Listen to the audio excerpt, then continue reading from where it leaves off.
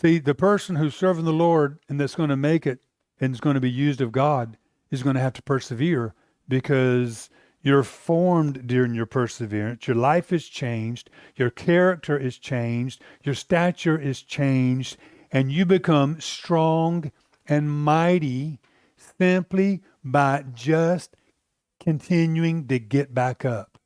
Just getting back up makes you into somebody you could not otherwise have been. And you walking that path is forming you, and time is passing, and God's working in you. If you just keep getting up, if you don't give up, your perseverance is going to intersect with God's timing, and you're going to be in the exact right place at the exact right time for what God has made you for. Amen? So I just want to encourage you. Maybe some of you are down or discouraged. You know, we can get knocked down in a major way, and we can get knocked down what I would call in a minor way. I think sometimes the minor ways are more damaging because we don't really realize that we're knocked down. We're at a low level of discouragement. We're not praying like we ought to. We're not in the Word. We don't come to church. We're not excited about prayer or prayer meeting or worship. You know, we're just sort of like, we're at a lull. It takes energy. We have to raise ourselves back up in God. We have to say, no, I'm going to serve God with everything I got. Amen? Y'all are just too excited this morning. We need to have a waitress in here serving coffee. But anyway, that's what we have to do. And it's at the end of perseverance. There's something about perseverance that prepares you for where God's bringing you. You all remember the story we've talked about so much about about David at Ziklag? You remember it was his worst day. All this bad stuff happened to him. And it says David and his men. These are the most amazing men of the Old Testament. David and his men, what'd they do? They cried all day till they had no more power in them. Can you imagine? You're so devastated, you cry until you don't even have more energy to be devastated anymore. It's like, I'm too tired to be worn out anymore. I don't have one more inch of cry in me. Now, he was devastated, but at that point, he got up. And what did he do? He encouraged himself in the Lord. He persevered. He got knocked down. He got up. That was his worst trial. Do you realize that was the point where God says, you're ready now? Do you see what I'm saying? When he had persevered and he decided to get up after that greatest blow, God goes, you're ready. At the very moment God is raising up David is the very moment when what was in the way was being taken out of the place, which was King Saul. What an amazing story. And I just want to encourage you now. You rise up. You keep getting up. Don't give in. Don't give in to the devil. Don't give in to discouragement. Don't decide, oh, I'm just going to live this level of Christianity, just a little this. No. Go all in with God. Whatever you have to do, go all in.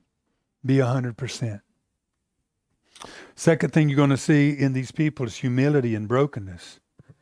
Gideon had been through a really difficult time. We saw that last week. It was really hard. Been an intense 7 years. I wouldn't be surprised if Gideon had trials and troubles beyond 7 years, but we know there was 7 years of it. And, you might be in a situation where you're, just looks like you've been through one trial after the other.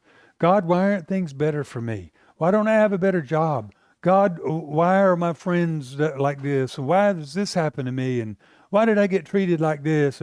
You might have been through some pretty intense trials in life, but I want to encourage you in that, because I can guarantee you that if you're staying connected with God, whatever you're going through, even if the devil brought it, God's going to use it for good. God's going to use it for good, and God will use it to bring humility and godly brokenness in life. A lot of people, they get stumped at that word, brokenness, when you use it as a good thing. You can have brokenness as a bad thing. And sometimes, even when the good's broken is happening, it feels like it's just bad stuff happening, honestly. But what's good breaking? What's a good brokenness? A good brokenness is when you go through life and extremely difficult things happen. And what gets broken in you is your pride, your self-confidence, your, all this stuff about I'm going to make it happen, I can do it. All of that in so many different dimensions needs to get broken. And when that gets broken, what comes out of you is so amazing. Okay, I didn't see this until this week. I never thought of it this way. But you know the story about Gideon being in the wine press, right? He's in the wine press threshing wheat because he doesn't want the Midianites to see him, and they were going to steal what little wheat he could get in the wine press. So the wine press is like a place of stress, and you're working hard, not getting very much. But it just hit me like, wow, Gideon's in the wine press. Gideon is in the wine press. Do y'all see that? He's the grape. He's in the wine press. He's being pressed, squeezed, broken, so that the fresh wine could come out of his life. And I just want to say this is so true. The fresh wine, the beautiful wine, won't ever flow out of your life until you've been broken. And when you've been broken, the beautiful, life-giving, fresh wine begins to come out of your life to other people. It's an amazing thing. And I believe that's exactly what this story is saying. Gideon was in the wine press. He was the new wine that was being made. It was coming out of him. And I'd say a lot of us, if you're following the Lord, you've been in a wine press.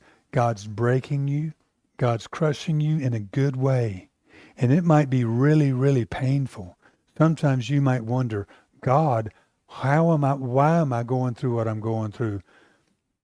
But I just want to say, what's happening to you is producing something beautiful. Maybe you don't see it, but God does.